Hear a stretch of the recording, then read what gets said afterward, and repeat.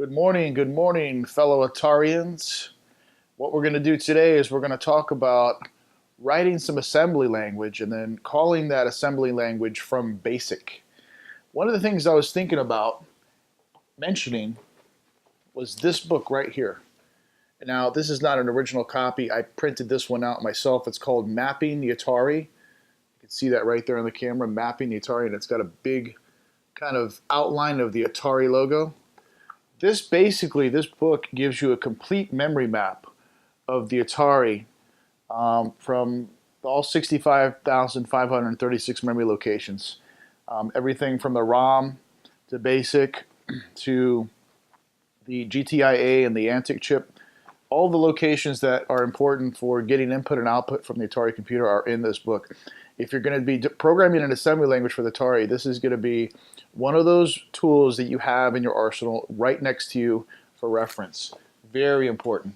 I don't know if I mentioned this in another video too, but this is a book that I recently printed out. It's called The Atari's Assembler. Okay, I printed this out. It's by Don Inman and Kurt Inman. Okay, this was one of the original ones that actually teaches you how to program an assembly, using the Atari Assembler Editor cartridge. So these two books together are very important. So what we're gonna do today is we're gonna create a small assembly language program that shows some colors, like the color palette in the border of the window, and then I'm going to show you how to translate from the assembly language listing to the opcodes, okay, in hex. And then I'm going to show you how to convert those opcodes into decimal numbers that we can then incorporate into the BASIC program. And then through BASIC, we can basically execute that machine language program in memory. Okay. So one other thing I wanted to show you guys today is I got this in the mail the other day. I ordered it. I'm going to go ahead and crack it open in front of you guys right now so you can kind of see what it is. Basically, in the old days, we used to be able to print from the Atari to what we call dot matrix printers, okay? And the dot matrix printers that we would use were from Epson and Oki Data and companies like that. I'll get this open here, okay? So what I have here, guys, is called the microprint parallel interface, okay? And what this does is this is a parallel printer interface that connects to the SIO port on the Atari. And then up here, it gives you, let me just go ahead and open it because we're going to be using this next week in the video that I'm going to make. This basically gives you a Centronics, what was called a Centronics printer parallel connection. Let's see if I can get that to focus. Can you see that? This used to be a very standard printing interface for microcomputers. Okay, so SIO and one end to the Atari, and then on this end it gives you the Centronics for connecting the printer. So what I've done is I've actually purchased an old Epson dot matrix printer. When you start writing programs in BASIC and assembly language, of course you can save it to cassette, you can save it to disk, but I always recommend that you create a printout of those programs because, as I showed you in one of the earlier episodes, and I don't have it here, actually I do have it here. I have a source code listing from a BASIC program, okay, that I created over 30 years ago. All right, and luckily enough, I printed that out because, to be honest with you, if I had saved that to disk, I don't know if it would still be around. You know, those disks may have gotten lost or sold by accident or gone bad. This is going to last. Okay, a printout's going to last. So I've got a printer ordered. As soon as I get it in, we're going to hook it up and we're going to show you how to print from the Atari. And you know, it's nice to have little printouts of your source code and, you know, keep it in a folder. You never know, just for historical purposes, or if you ever need to go back in there and type it again and modify it. You know, the paper, as long as you keep it out of the moisture and not away from fire, it's going to last for, you know, 30, 40 plus years. So anyway, let's turn our focus to the computer. We're going to type in the assembly language program, and then I'm going to show you how to get that assembly language program into a format that we can incorporate into BASIC. Don't go anywhere. Okay, here we are at the Atari, and I've gone ahead and typed in a simple assembly language program here that's basically going to go through an indefinite loop cycling through the colors on the palette from the Atari and displaying them in the border around the screen. And basically it's only going to quit when it receives an input from the keyboard that is not 255, meaning that it's going to be some character that the user presses on the keyboard. So let's go ahead and assemble the program here in the assembler editor, ASM, and then we're going to run it and see how it functions, you know, in the native assembly environment. Okay, so let's type bug to get into our debugger, and we're going to type go 2000 in hex, which is where I have it in memory. So as you can see here, we've got, starting with gray and then the greens and oranges and so on, we've got this indefinite loop of colors around the border, and then we can just basically press any key on the keyboard to quit.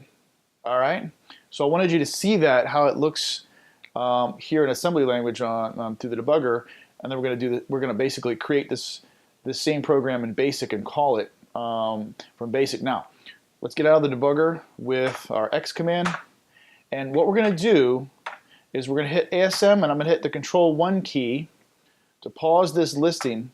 Now, I want to point your attention to what the assembler is showing us here. Okay, so on the left-hand side here, we've got our memory. Okay. So our program here in the first line of the source code tells the assembler that in hex 2000 is where our program is going to start in memory. So you can see here 2000, our load X register with hex 255 is actually starting in memory location 2000. Okay, so what we have here in the second column are what are called our opcodes. Okay. So I'm not going to get too in-depth and explain what opcodes are and what they represent and the different addressing modes. We can do that in another video. But basically, load X is A2. Okay, there's 1 byte per instruction. 255 FF, you can see it here. So this here, this column represents our machine language program. Okay, in hex opcodes. Here's our line numbers, and here's our source code here. So memory, opcodes, and then our source program. So what I'm going to do off camera is I'm going to write down each one of these 1 byte instructions / operands in machine code on my notepad. Okay, so I'm going to do that real quick, and then we're going to talk about these opcodes after. So the first opcode I'm going to write down is A2, and then FF, and then 8E, FC 02. I want you to see what I'm doing here on the paper. Okay, you can see that I'm basically following along 1 byte at a time, 1 instruction at a time, 1 operand at a time on paper. All right, so I'm going to continue doing this. So our next one, line or memory location 2005, we've got AD, we've got 0B, D4, moving to memory location 2008, we've got 8D, 0A, D4, we're moving down to location 2000B, 8D, 1A, D0, down to 2000E, AE, FC02. Now I'm going to hit Control 1 to let the rest of the listing go by. Now we're at 2011 in hex. So we're going to write down E0, FF, 2013, D0, 03, 2015. We're going to end up with 4C, 05, 20, and then our last opcode 60. So you can kind of see what I ended up with here. I basically have a string of opcodes in order. Okay, very important. You got to keep them in order because these are your instructions and you're straight from your assembly language into machine language. Okay, so let's count the number of bytes we have here. 1, 2, 3, 4, 5, 6, 7, 8, 9, 10, 11, 12, 13, 14, 15, 16, 17, 18, 19, 20, 21, 22, 23, 24. So basically, I've got 25 bytes. I just counted 1, 2, 3, 4, 5, 6, 7, 8, 9, and so on. Okay, all the way down to the 60. And I've got 25 bytes. So I know, memory-wise, This program is going to take up 25 bytes of memory. Okay? Everybody see how I did that? Let me do that one more time. ASM. Okay, I'm just going to pause that. And you can see here, A2 is the first byte, A2. FF, the next byte. 8E, FC, 02, 8D, 0B, and so on. D4, 8D, 0A, D4, 8D, 1A, D0, 8D1A, D0, okay, AE, FC, 02, E0FF, D003, 4C0520, and 60, okay? All right, so the next thing we're going to do, and I'm going to show you this on my cell phone because I've got an app that I downloaded that converts from hex to decimal, okay? And basically, I'm going to show you this app right now. And you know, let me go ahead and switch this on to autofocus so that we can get this guy to focus on this without me having to do it manually. Okay. Everybody can see this app, I hope? Might be kind of hard to see. Anyway, on the top line, you type in your number in hex, and the bottom line, it gives it to you in decimal. Okay. Actually, you know what I'm going to do? Let me reposition this camera a little bit, guys, so we can get a better view of this from the desk point of view. So hang on one second, be right back. All right, guys, we're back. So I think this is going to give everyone a better view of the notebook. So what we're going to do here is we've got our app, and this could be any app, by the way. I just happened to like this when I downloaded it today, and it allows you to go from hex to decimal. You can actually swipe up and change it from decimal to hex and vice versa, which makes it kind of handy for a programmer. So this is our first opcode, A2. Okay, that just happens to reference the load X register, but that's another video. So let's go ahead and type in A2, and you can see that A2 in decimal is 162. So I've gone ahead and written down 162 as the decimal equivalent of that opcode. So what we're going to do is hit clear, and we're going to continue down the sheet, and we're going to convert our opcodes from hex to decimal. So obviously FF is 255, 8E is 142, FC is 252, and so on. So I'm going to go ahead and fill these out, and then we're going to show you how to put this into BASIC. So here we go.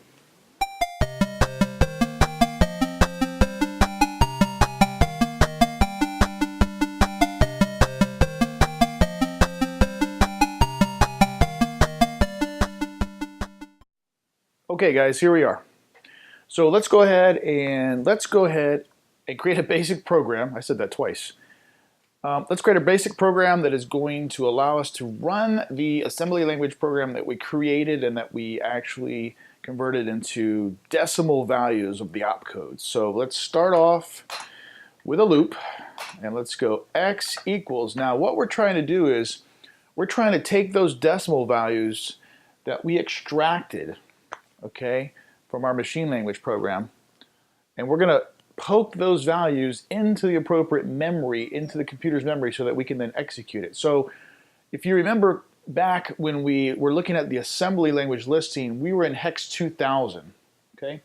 So what we want to do is we need to take, since BASIC is going to be working in decimal numbers, let's go back to our handy dandy hex to decimal converter, and let's put in 2000 in hex, and we get 8,192. So that's going to be the starting location that we're going to poke the first value in. And I don't know if you remember or not, but I told you that our program, our machine language program, was a total of 25 bytes. Okay, so let's take 8192. Let's take a standard calculator. I happen to have my Texas Instruments TI-30X, and this is a graphing calculator, scientific calculator. Let's go ahead and type in 8192, and let's add 25 to it, and what do we get? 8217. So 8192 to 8217. Now be careful here, because this is including the location 8192. So if I add 25 bytes, I'm actually going to poke all the way through to 8217, which is Actually, I'm going to leave it like that so you can see the problem that presents. So for x equals 8192 to 8217, now let's type in a read statement. We haven't gone over this, but I'm going to go over it in a second. We're going to read A, which is a value from a data table we're going to type in. And then we're going to poke into X, our memory location, the value of A. Okay? And then we're going to go back and through the loop. And now that's going to basically read 25 bytes one at a time, and put it into A and poke it into the memory location. So now, where do we get that data from? Good question. Atari Basic has a data collection command or a data statement. And the way you work this is you type data, and then you just follow it with binary or with decimal numbers. 162, 255, 142, 252, 2, 173, 11, 212. Now, you might ask, where did you get those numbers from? Remember the numbers we wrote down on the sheet here? 162, 255, 142, 252, and so on. So we're going to type all these numbers into our data statements. And the nice thing about it is you don't have to type them all in one line. You can go till one line is full, go to the next data statement, and then continue.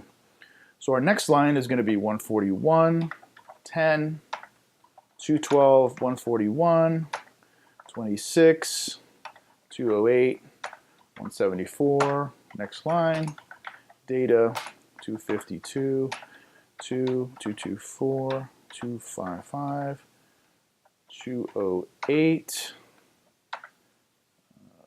3, 76, 5, 32, and last but not least, 96. That's it. So we end up having 26 opcodes, obviously with the operands, into 1, 2, 3, 4 lines of data statements.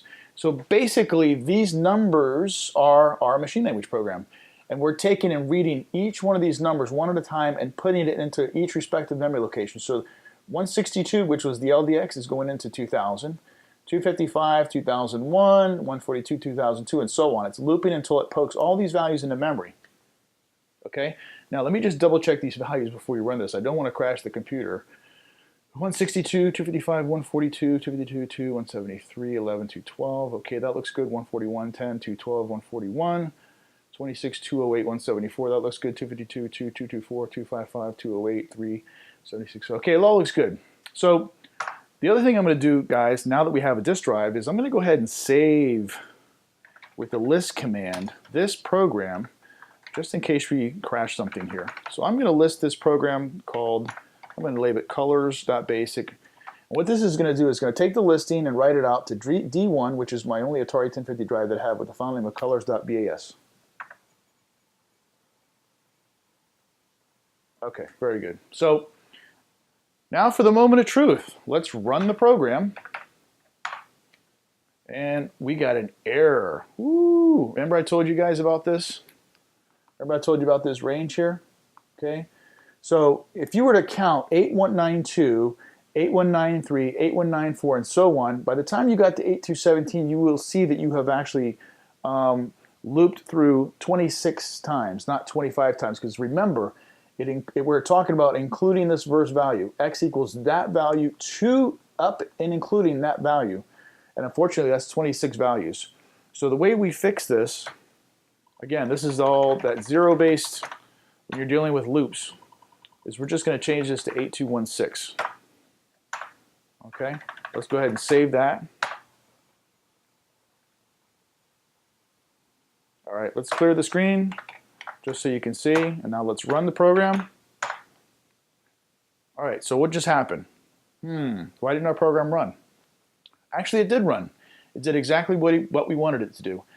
This machine language program is now sitting in memory at location 2000. So the way we execute this program in BASIC is you type in USR, or user routine, I think is what it stands for, and then the memory location in memory. And there we go. There's our colored background. So as you can see, we're executing our machine language program, which is now resident in memory using the USR command in BASIC. So this is a perfect way of creating small assembly language programs, compiling down to machine code, and then incorporating that routine into your BASIC program. Now, there's some other ways to actually load this from a disk, which is called a COM file, and putting that in memory without having to incorporate it into the BASIC program this way, and we'll do that in a future, more advanced episode. But I just wanted you guys to see real quickly how easily you can take a small assembly language subroutine that's going to give you speed and power and then incorporate it into BASIC. Now, in theory, based on how this program was written in assembly language, you should be able to hit any key and drop out of the program, but it doesn't. It doesn't. Why did that do that? I noticed this earlier when I tested this program before I shot the video that it did that to me. This should have returned back to ready because we have a return to subroutine in our assembly language program. If anybody can tell me why that did that way, I'll name you in the next video. All right. Anyway, guys, I hope this was enjoyable. We're starting to get into some really cool assembly language stuff. We just did a real quick little assembly language program to show some of the graphics capabilities. That's just scratching the ice.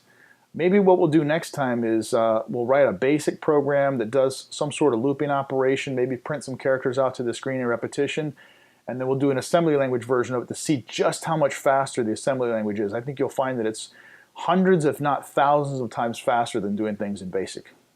Anyway, like, subscribe, tell your friends, give me some feedback. You like these videos? You don't like these videos? I got a lot of other stuff coming up.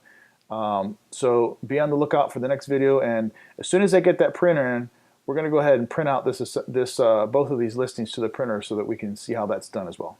Take care, everybody.